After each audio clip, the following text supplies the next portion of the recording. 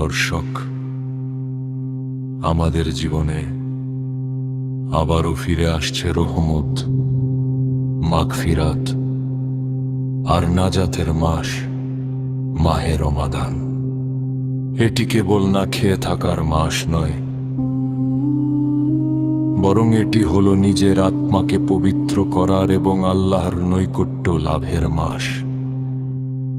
আজ আমরা জানব পবিত্র কুরআন ও হাদিসের আলোকে এই মাসের অসীম গুরুত্ব ও ফজিলত।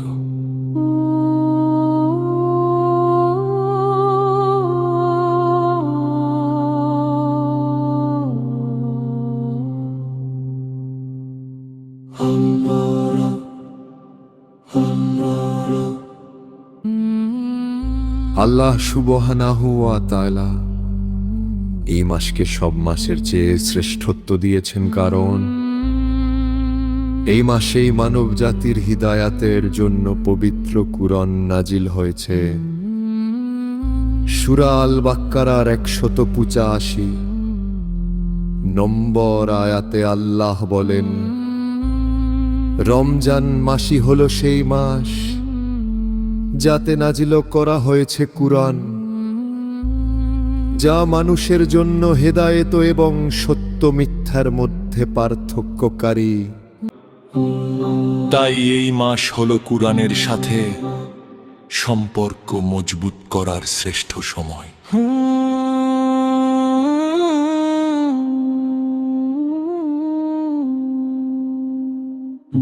রাসূলুল্লাহ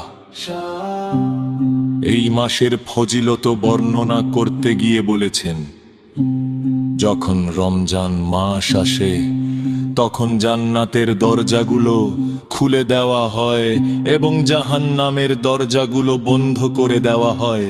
শুধু তাই নয়, যে ব্যক্তি ঈমানের সাথে সওয়াবের আশায় এই মাসে রোজা রাখবে, আল্লাহ তার জীবনের পূর্ববর্তী সমস্ত গুনাহ মাফ করে দেবেন। সুবহানাল্লাহ, এর চেয়ে বড় সুযোগ আর কি হতে পারে?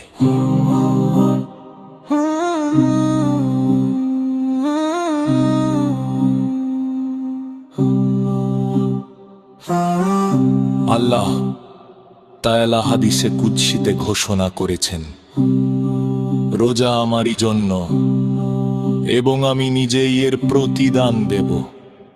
এমনকি কিয়ামতের দিন রোজাদারদের জন্য জান্নাতে রায়্যান নামক একটি বিশেষ দরজা থাকবে, যা দিয়ে কেবল তারাই প্রবেশ করবে। তাই রমজানের প্রতিটি মুহূর্ত আমাদের জন্য অত্যন্ত মূল্যবান।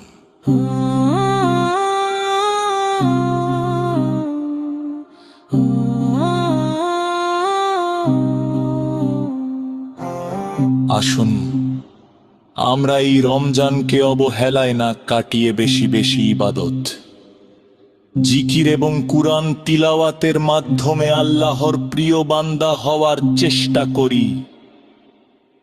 আল্লাহ আমাদের সবাইকে সহিহভাবে রোজা রাখার তৌফিক দান করুন, আমিন।